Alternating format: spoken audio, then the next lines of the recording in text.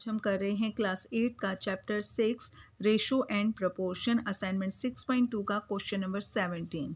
The question is the selling price of 10 tables is equal to the cost price of 8 tables, find the lost और profit percent.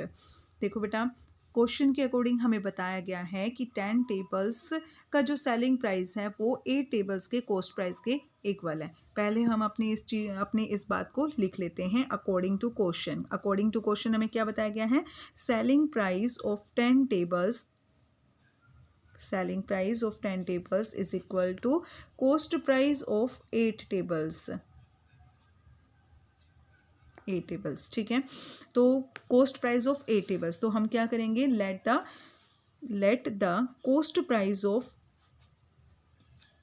1 table के cost price को हम late कर लेते हैं। कितना? ₹1। हमने लेट कर लिया है कि 1 टेबल का कॉस्ट प्राइस है ₹1।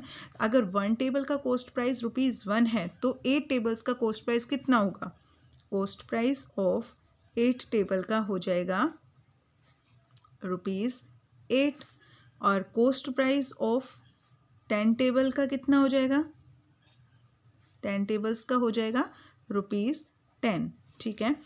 1 टेबल का अगर 1 है तो 8 टेबल का कॉस्ट प्राइस हो जाएगा ₹8 और 10 टेबल्स का कॉस्ट प्राइस हो जाएगा ₹10, ठीक है। अब क्वेश्चन के अकॉर्डिंग हमें बताया गया था कि 10 टेबल का सेलिंग प्राइस इक्वल है 8 टेबल के कॉस्ट प्राइस के।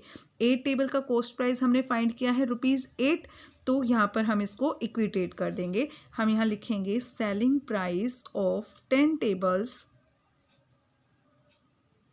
इज इक्वल टू ₹8 कि 10 टेबल्स का सेलिंग प्राइस वो है ₹8 और कॉस्ट प्राइस है 10 टेबल्स का, अभी हमने फाइंड किया है।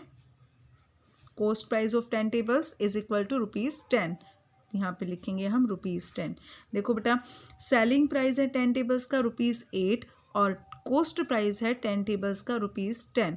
तो इस केस में हमें कॉस्ट प्राइस ज़्यादा है हमारे पास और सेलिंग प्राइस हमारे पास कम है। तो यहाँ पे क्या हो रहा है? जब भी हमारा कॉस्ट प्राइस ज़्यादा होता है, सेलिंग प्राइस कम होता है, तो हमें लॉस होता है। Cost price minus selling price.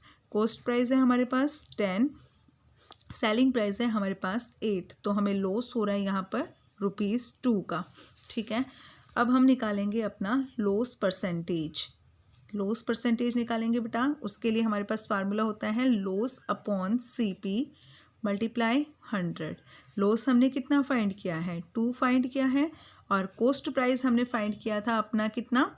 Cost price है 10 टेबल्स का 10, ठीक है। तो यहाँ पर हम लिखेंगे 10 मल्टीप्लाई 100, 10 से 10 कट जाएगी और 2 10 जा 20, तो ये 20% हमारे पास आ गया है लॉस परसेंट, ठीक है।